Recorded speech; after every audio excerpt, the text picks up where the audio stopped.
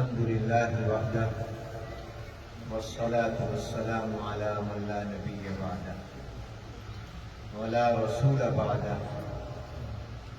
ولا معصوم بعده ولا أمة بعد أمتي ولا كتاب بعد كتابي أما بعد فأعوذ بالله من الشيطان الرجيم بسم الله الرحمن الرحيم فاذكروني أذكركم صدق الله العظيم وصدق رسوله النبي الكريم ونحن على ذلك لمن الشاهدين والشاكرين والحمد لله رب العالمين۔ میرے لیے سعادت اور مسرت کا مقام ہے کہ حرمین شریفین کے اس مبارک سفر میں جب بھی حاضری ہوتی ہے تو اس مرکز جو کہ ذکر و فکر کا مرکز ہے اور احسان و سلوک کا مرکز ہے، رشد و ہدایت کا مرکز ہے، یہاں بھی الحمدللہ حاضری کی سعادت حاصل ہوتی ہے۔ 1982 یا 83 میں پہلی مرتبہ اللہ نے حج کی توفیق عطا فرمائی، تو اس وقت میں پورے زمانہ جتنا بھی قیام یہاں رہا تو اسی جگہ پر ہمارا قیام رہا۔ ایک کمرے میں حضرت مفتی زین العابدین صاحب رحمۃ اللہ علیہ تھے جو یہیں قیام فرمایا کرتے تھے، اور ایک ساتھ والے کمرے میں ہم لوگ تھے۔ ہمارے فضیلت الشیخ حضرت مولانا عبد الحفیظ صاحب مکی رحمۃ اللہ علیہ اور ان کے والد گرامی مرحوم بڑی محبت فرماتے تھے۔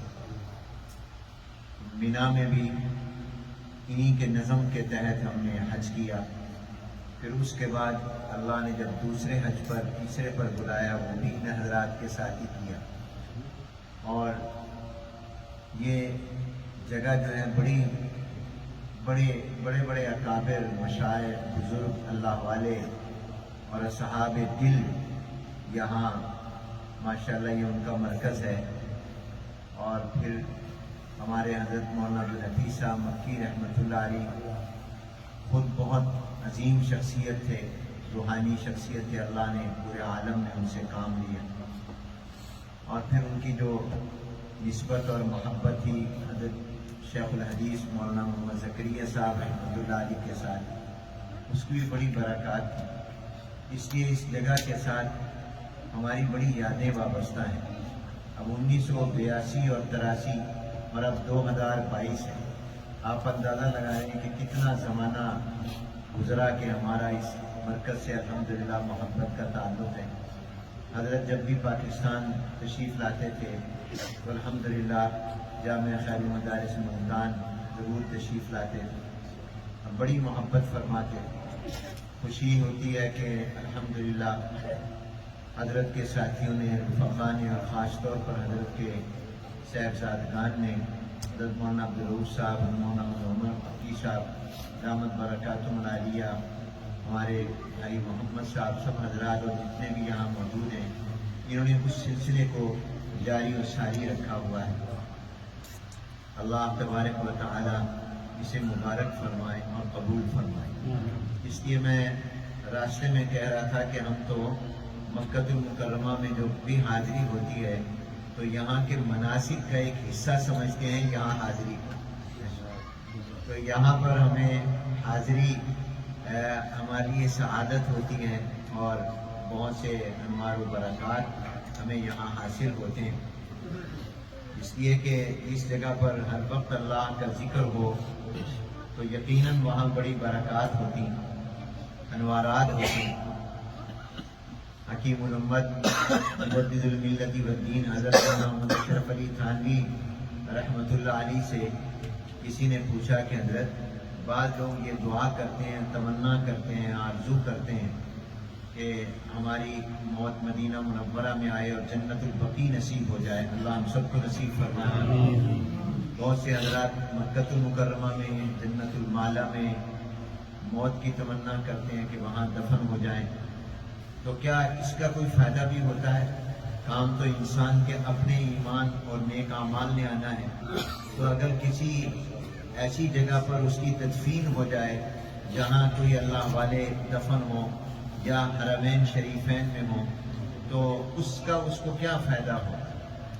تو جس وقت سوال کرنے والے نے یہ سوال کیا، گرمی کا زمانہ تھا، اس وقت میں یہ الیکٹرک فین نہیں تھے، ہاتھ کے پنکھے سے ایک حضرت کے مرید اور خادم حضرت کو پنکھا کر رہے تھے۔ یہ سوال کرنے والے پاس بیٹھے تھے، تو حضرت نے فرمایا کہ بھئی یہ جو آدمی کھڑا ہے اور یہ ہاتھ سے پنکھا چلا رہا ہے، اس کا مقصد تمہیں ہوا دینا ہے یا مجھے؟ اس نے کہا حضرت یہ تو مجھے جانتا بھی نہیں ہے، یہ تو آپ کا خادم ہے، یہ تو آپ سے محبت رکھتا ہے، آپ سے ان کا تعلق ہے، اس کا مقصد تو آپ کی خدمت ہے۔ تو حضرت نے فرمایا کہ بھی تمہیں بھی ہوا لگ رہی ہے کہ نہیں لگ رہی؟ اس نے کہا حضرت مجھے بھی لگ رہی ہے۔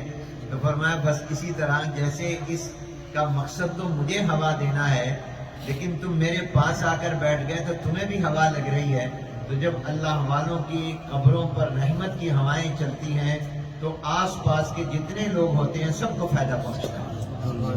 اب ظاہر ہے کہ جب مکۃ المکرمہ پر رحمت کی ہوائیں اور تجلیات کا نزول ہوگا، مدینہ طیبہ میں جہاں ہر وقت رحمتوں کا، مکے میں ہر وقت رحمتوں کا نزول ہے، اور پھر جنت المعلا اور جنت البقیع میں جب ہر وقت رحمتیں نازل ہو رہی ہیں، تو جو بھی وہاں پر ہوں گے ان سب کو فائدہ ہوگا۔ تو ظاہر ہے کہ ایسے جو مراکز ہوتے ہیں اس میں بھی الحمدللہ اللہ تعالیٰ کی رحمت کی تجلیاں ہوتی رہتی ہیں، تو وہاں پر جو رہتے ہیں یا جو آتے ہیں یا آس پاس کے لوگ ہوتے ہیں ان سب کو بھی اس سے فائدہ پہنچتا ہے۔ اس لیے ہم تو یہاں اپنی سعادت سمجھ کر حاضر ہوتے ہیں، اور اللہ نے یہ سعادت بھی دی کہ مجلس ذکر میں شرکت ہو گئی۔ اس مناسبت سے آپ کو اپنے بزرگوں کی سنی ہوئی بات عرض کرنا چاہتا ہوں، اور منشا تو اپنی اصلاح ہے، کوئی غلط بات ہوگی تو یہاں ایسے حضرات موجود ہیں میری اصلاح فرما دیں گے۔ ذکر کا مقصد کیا ہے؟ ظاہر ہے سب حضرات جانتے ہیں کہ ذکر کا بنیادی مقصد تعلق مع اللہ ہے، کہ اللہ تبارک و تعالیٰ سے تعلق قائم کرنا ہے۔ اللہ تعالیٰ سے تعلق کے لیے تین چیزیں ہیں، دو تو میرے شیخ حضرت مولانا مفتی محمد تقی عثمانی صاحب دامت برکاتہ العالیہ سے سنی ہوئی عرض کر رہا ہوں، اور ایک خود دل میں آئی اللہ نے ڈالی وہ عرض کر دیتا ہوں۔ حضرت نے جو دو باتیں فرمائی وہ فرمایا کثرت شکر اور کثرت دعا۔ فرمایا ان دونوں چیزوں کا اہتمام کرو، التزام رکھو، اللہ تعالیٰ سے 24 گھنٹے کا دن اور رات کا خلوت و جلوت کا تعلق قائم ہو جائے۔ اس لیے کہ دو صورتیں حالتیں ہیں، یا تو ہمیں کوئی نعمت حاصل ہے اور یقیناً نعمت حاصل ہے، ہر وقت بے شمار نعمتیں حاصل ہیں، اور یا کسی چیز کی تمنا ہے۔ فرمایا جو نعمت حاصل ہے اس پر اللہ کا شکر کر لو، اور ہر وقت اللہ کا شکر ادا کرو، کیونکہ ہر وقت اللہ کی نعمتوں کی بارش ہو رہی ہے، اور جس چیز کی تمہیں ضرورت اور تمنا ہے اس کی دعا کر لو۔ جب تم اس کا اہتمام کرو گے کہ ہر وقت شکر کرتے رہو اور ہر وقت اللہ سے مانگتے رہو، تو تمہارا ہر وقت کے اندر اللہ سے تعلق قائم ہو جائے۔ مثلا اس وقت میں اللہ نے آپ کو اور مجھے جمع کیا، ہم اس پر اللہ کا شکر ادا کرتے ہیں۔ اللہ تبارک و تعالیٰ نے ہمیں مکۃ المکرمہ میں حاضری کی توفیق عطا فرمائی، اس پر اللہ کا شکر ہے۔ اللہ تبارک و تعالیٰ نے ہمیں دیکھنے کے لیے آنکھیں، سننے کے لیے کان، سر سے پاؤں تک کا وجود اور زندگی کا نظام اور سانس آ رہا ہے جا رہا ہے، یہ ہر وقت اللہ کا شکر ہے۔ ہر وقت کوئی نہ کوئی نعمت حاصل ہے، بلکہ حضرت تو فرماتے ہیں کہ جس وقت بھی آپ کوئی کام بھی کرنے لگیں یا کر رہے ہوں، فوراً اللہ کی طرف متوجہ ہو جائیں کہ اللہ یہ آپ نے مجھے کھانا دیا اور یہ کھانا بھی اللہ کی نعمت ہے، اے اللہ آپ نے مجھے اس کے کھانے کی توفیق عطا فرما دی، اس پر میں آپ کا شکر ادا کرتا ہوں۔ آپ نے مجھے نماز پڑھنے کی توفیق عطا کر دی، اس پر میں آپ کا شکر ادا کرتا ہوں۔ اللہ آپ نے مجھے ذکر کی توفیق عطا فرما دی، ورنہ میں کہاں ذکر کر سکتا تھا، اس لیے کہ اللہ کی توفیق کے بغیر کوئی کام نہیں ہوتا۔ وہ ایک واقعہ بیان کیا گیا ہے کہ ایک مالک اپنے ملازم کے ساتھ جا رہا تھا اور ملازم نے سر پر سامان اٹھایا ہوا تھا۔ راہ چلتے ہوئے مسجد نظر آئی، نماز کا وقت تھا، تو ملازم نے اپنے مالک سے کہا کہ آپ مجھے اگر اجازت دے دیں تو میں نماز پڑھ کر ابھی آ جاتا ہوں، نماز کا وقت ہو گیا ہے۔ اس نے کہا اچھا تم جاؤ، نماز پڑھو، جو سر پر سامان ہے یہ یہاں رکھ دو باہر، اور میں تمہارا انتظار کرتا ہوں اور تم نماز پڑھ کے واپس جلدی آ۔ تو فرمایا دیکھیے اللہ کے تعلق نے مالک کو ملازم بنا دیا، ملازم کو مالک بنا دیا، کیونکہ عام طور پر انتظار تو ملازم کیا کرتا ہے، یہاں مالک انتظار کر رہا ہے، اور پھر سامان کی دیکھ بھال بھی ملازم کیا کرتا ہے، یہاں مالک کر رہا ہے۔ یہ کس وجہ سے کہ اس کا اللہ سے تعلق تھا، تو اس تعلق میں اللہ نے ملازم کو عملی طور پر مالک بنا دیا اور مالک کو ملازم بنا دیا۔ اب وہ گیا اندر نماز پڑھ رہا ہے، اس کے بعد نوافل پڑھ رہا ہے۔ اب یہ بڑی دیر جب انتظار کرتا رہا تو بالآخر اس نے باہر کھڑے آواز دی کہ بھی آؤ، تم آ کیوں نہیں رہے، جلدی آؤ۔ اس نے کہا کہ میں کیا کروں، مجھے آنے نہیں دیا جا رہا۔ کبھی تمہیں کیسے نہیں آنے دیا جا رہا، کس نے تمہیں پکڑا ہوا ہے، روکا ہوا ہے؟ اس نے باہر ونڈو سے مسجد میں جھانک کر جب دیکھا تو اندر کوئی بھی نہیں تھا سوائے اس کے ملازم کے۔ تو اس نے کہا اندر تو کوئی ہے ہی نہیں، کس نے تجھے روکا اور پکڑا ہوا ہے جو تجھے باہر نہیں آنے دیتا؟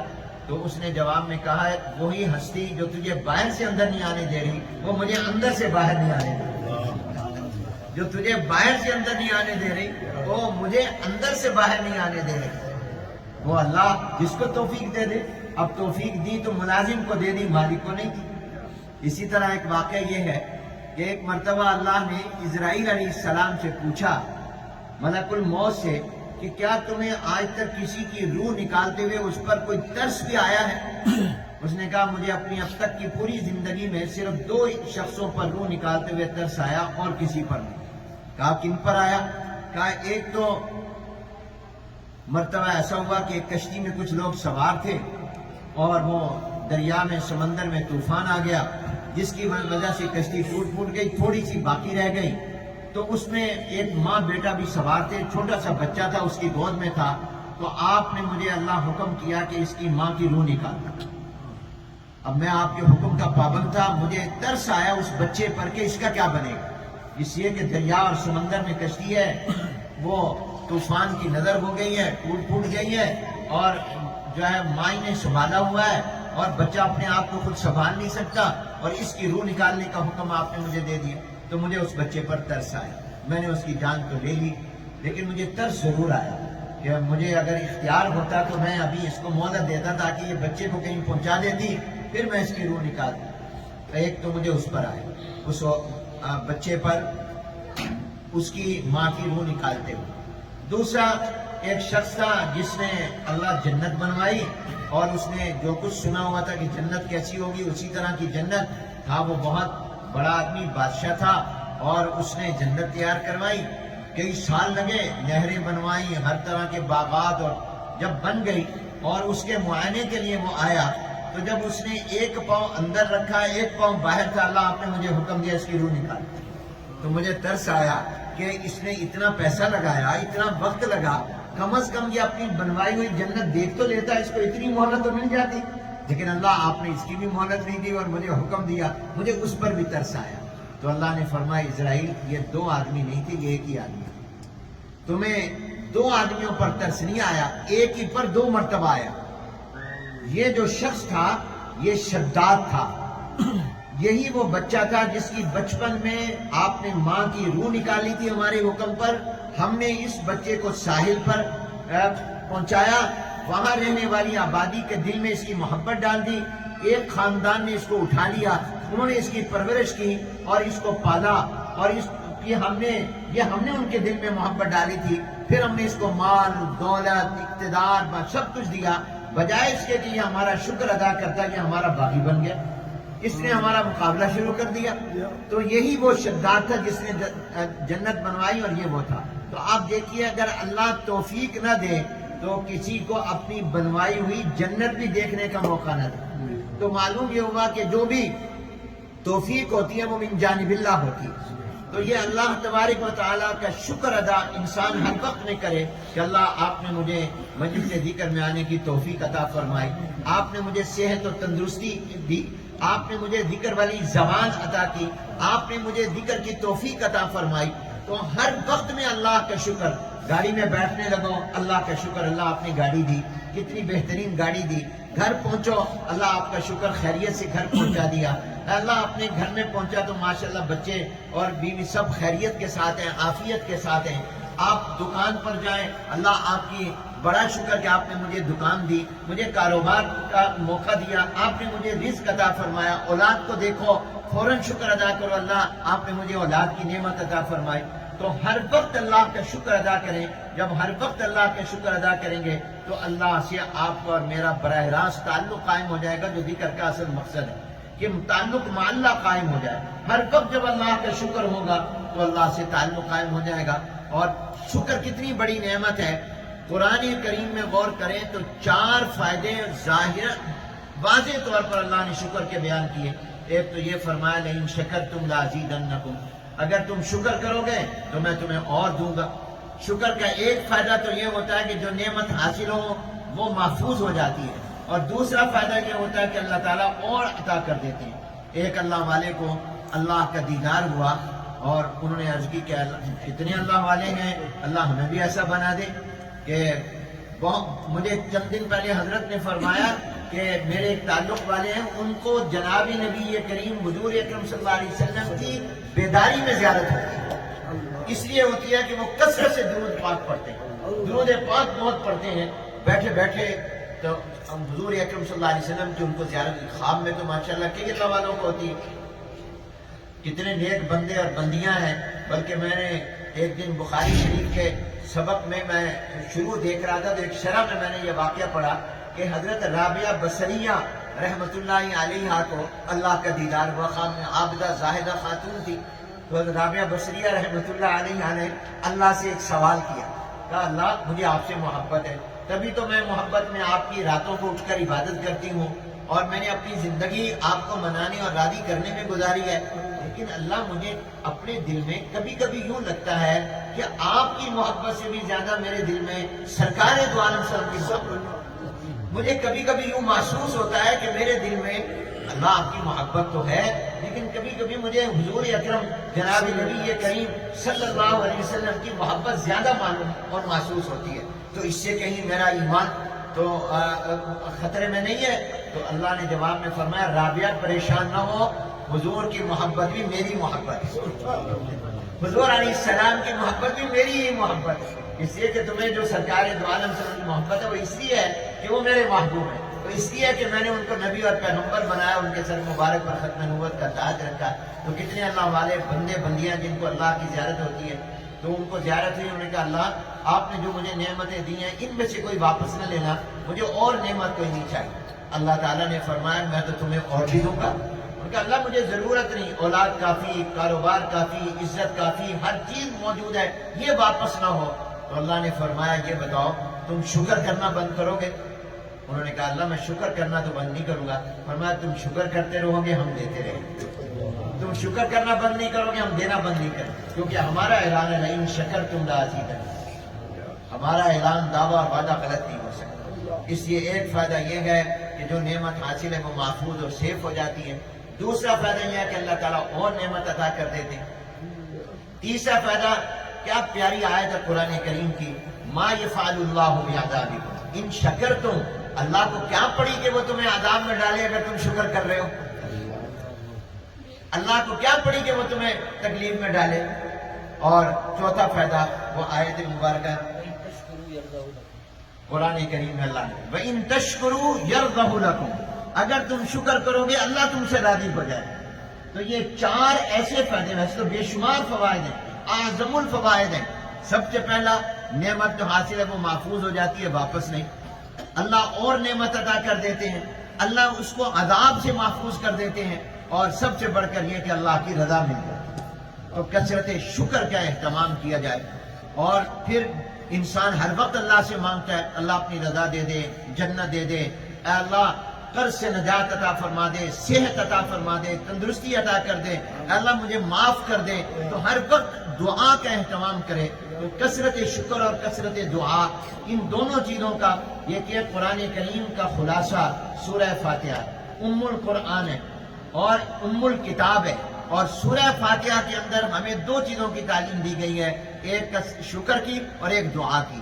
الحمدللہ رب العالمین یہ شکر کا کلمہ ہے، جب بھی کوئی ہم کھانا کھاتے ہیں یا کوئی بات کرتے ہیں الحمدللہ، قرآن کا آغاز ہی شکر سے ہو رہا ہے، گویا قرآن نے پہلا سبق یہ دیا کہ اللہ کا شکر ادا کرو، الحمدللہ رب العالمین، پھر اللہ کی تعریف ہے، الرحمن الرحیم، مالک یوم الدین، ایاک نعبد و ایاک، یہ سارا شکر ہے، اعتراف ہے، اور آگے اہدنا الصراط المستقیم، یہ دعا ہے۔ تو سورہ فاتحہ جو قرآن کا خلاصہ ہے، اس میں دو باتیں سکھائی گئیں، ایک شکر سکھایا گیا اور ایک دعا سکھائی گئی۔ تو اس لیے ان کی کثرت انسان کرے، تو جب کرے گا ہر وقت اللہ کرتا رہے گا، اللہ سے تعلق، اور ذکر یہ جو ایک وقت میں ہمارے اکابر کا طریقہ ہے تو متعین، یہ تو صرف ہوتا ہے تاکہ ہمیں ذکر کی عادت پڑ جائے، ورنہ منشا یہ نہیں ہے کہ ایک مجلس میں اللہ کا ذکر کیا بس پھر اس کے بعد غافل ہو گئے، نہیں، 24 گھنٹے اللہ کا ذکر۔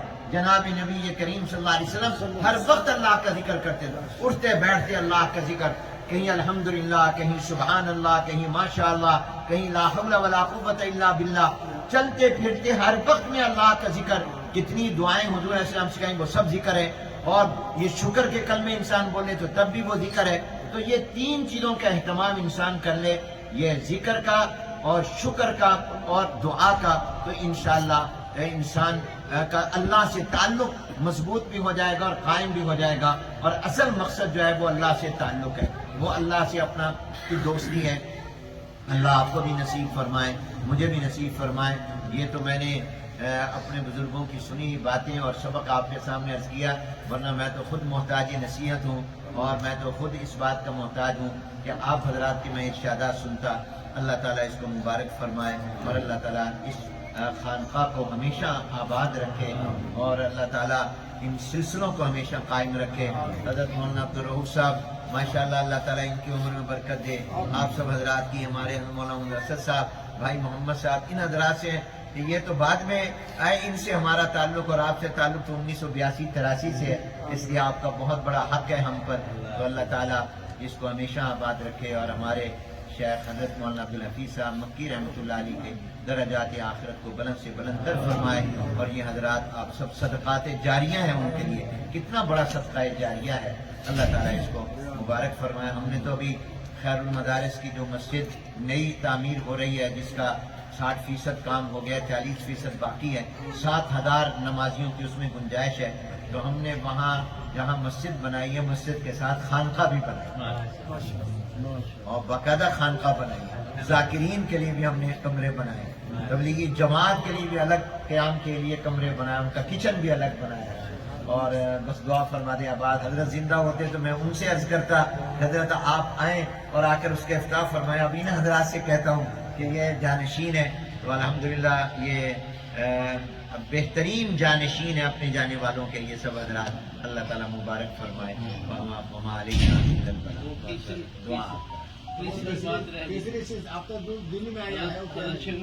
وہ تو میں نے عرض کر دی، تیسری ذکر، یعنی شکر، دعا اور ذکر، کثرت شکر، کثرت ذکر، کثرت دعا۔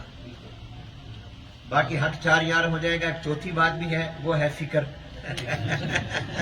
وہ ہے فکر، وہ فکر ضرور ہونی چاہیے۔ ہم ایک دوسرے کو تو کہتے ہیں فکر نہ کریں، ایک آدمی نے مجھ سے ایک دفعہ کام کہا، میں نے اس کو کہا فکر نہ کر، اس نے کہا حضرت ذکر بھی نہ کروں میں نے کہا نہیں، ذکر کر لو، فکر نہ کرو، وہ فکر اور مانا بھی، ایک اور فکر ہے، ایک فکر یہ ہے کہ ہماری قبر بن جائے، ہماری آخرت بن جائے، اور ہماری قبر روشن ہو جائے، یہ اصل فکر ہے، جس کو کہتے ہیں فکر آخرت کہتے ہیں۔ ہمارے استاد حضرت علامہ مولانا محمد شریف صاحب کشمیری رحمۃ اللہ علیہ، ان کو شعروں سے مناسبت نہیں تھی، کبھی کبھی شعر پڑھتے تھے تو اکثر یہ شعر پڑھا کرتے تھے، وقت طلوع دیکھا، وقت غروب دیکھا، ہم نے سورج کو چڑھتے بھی دیکھا، ڈوبتے بھی دیکھا، فرماتے وقت طلوع دیکھا، وقت غروب دیکھا، اب فکر آخرت ہے، دنیا کو خوب دیکھا، آخرت کی فکر ہو۔ ہمارے استاد حضرت مولانا منظور احمد صاحب رحمۃ اللہ علیہ جو مولانا کے بھی استاد ہوں گے وہ اللہ کو پیارے ہو گئے. ایک دن فرمانے لگے کہ مجھے اپنی وفات سے چند دن پہلے کی بات ہے، فرمانے لگے مجھے کوئی پریشانی فکر نہیں ہے، جس وقت چاہے مجھے موت آ جائے، اسرائیل آ جائے، میں نے اپنی قبر روشن کر لی، میں نے اپنی آخرت بنا لی ہے. الحمدللہ میں نے اپنی آخرت بنا لی. امام شافعی رحمۃ اللہ علیہ کی بات یاد آ گئی، اسی پر ختم کرتے ہیں. امام شافعی رحمۃ اللہ علیہ سے کسی نے پوچھا عقل مند کون؟ تو امام شافعی رحمۃ اللہ علیہ نے فرمایا کہ عقل مند وہ ہے جس میں 3 باتیں ہوں. نمبر 1 فرمایا من ترک الدنیا قبل ان تترکہ، جو دنیا چھوڑنے سے پہلے دنیا کی محبت کو چھوڑ دے. دنیا تو چھوڑنی ہے، اس سے پہلے دنیا کی محبت کو اپنے دل سے نکال دے. دنیا چھوڑنے سے پہلے دنیا چھوڑ دے، وہ عقل مند ہے. نمبر 2 فرمایا من انار قبرہ قبل ان یسکنہ، جو قبر میں جانے سے پہلے اپنی قبر کو روشن کر. وہاں کی روشنی ان بلبوں سے نہیں ہے، وہاں کی روشنی ایمان اور نیک اعمال کے ساتھ، نماز کے ساتھ، تلاوت سے اور ذکر سے ہے. تو فرمایا من انار قبرہ قبل ان یسکنہ، جو قبر میں جانے سے پہلے قبر کو روشن کر لے. ومن ارضى ربہ قبل ان یلقاہ، جو اللہ تعالیٰ کی ملاقات سے پہلے اپنے اللہ کو راضی کرے. یہ 3 باتیں جس میں ہوں وہ اصل میں عقل مند ہے. من ترک الدنیا قبل ان تترکہ، ومن انار قبرہ قبل ان یسکنہ، ومن ارضى ربہ قبل ان یلقاہ. اللہ تعالیٰ مجھے اور آپ سب کو اس طرح کا عقل مند بنا دے. وآخر دعوانا الحمدللہ. الحمدللہ رب العالمین، والصلاة والسلام علی سید الانبیاء والمرسلین. اللہم انت السلام و منک السلام و الیک یرجع السلام. تبارک ربنا و تعالیت یا ذا الجلال والاکرام. اے اللہ ہم سب کی حاضری کو قبول فرما لیجیے. اے اللہ بار بار حرمین شریفین کی مقبول حاضری نصیب فرما لیجیے. اے اللہ جن حضرات کا مستقل قیام مکے میں، ان کو پوری طرح مکی بنا دیجیے. اے اللہ ان کو زندگی کے آخری سانس تک مکی رکھیے، اور ہم سب کو بھی اللہ مکی مدنی بنا دیجیے. اے اللہ اس مجلس کو قبول فرمائیے، اس میں تمام شرکت کرنے والوں کو قبول فرمائیے. اے اللہ اس کو ہمیشہ آباد رکھیے، آباد کرنے والوں کو آباد فرمائیے. اے اللہ حضرت مولانا عبدالحفیظ صاحب مکی رحمۃ اللہ علیہ کے درجات آخرت کو بلند سے بلند تر فرمائیے. اے اللہ ان کے صدقات جاریہ کو ہمیشہ جاری و ساری رکھیے. اے اللہ اس خانقاہ کو آباد فرمائیے. اے اللہ ہم میں سے ایک ایک کو بار بار حرمین شریفین کی مقبول حاضری نصیب فرما دیجیے. یہاں کے آداب بجا لانے کی توفیق عطا فرمائیے. دنیا اور آخرت کی بھلائیاں عطا فرما دیجیے. اے اللہ ہم میں سے ایک ایک کو اپنی رضا والی زندگی نصیب فرما دیجیے. اے اللہ میں کثرت شکر، کثرت ذکر اور کثرت دعا اور فکر آخرت نصیب فرما دیجیے. اے اللہ دنیا اور آخرت کی بھلائیاں عطا فرما دیجیے. حضور اکرم صلی اللہ علیہ وسلم جتنی خیر کی دعائیں کی ہم کرتے ہمیں عطا فرما دیجیے، اور جتنے شرور سے پناہ مانگی پناہ مانگتے حفاظت فرمائیے. اپنا بنا کر اپنے کاموں میں تعقیات صحت و قوت کے ساتھ لگا دیجیے. ربنا تقبل منا انک انت السمیع العلیم وتب علینا انک انت التواب الرحیم. وصلی اللہ تعالی علی خیر خلقہ محمد وعلی آلہ وصحبہ اجمعین.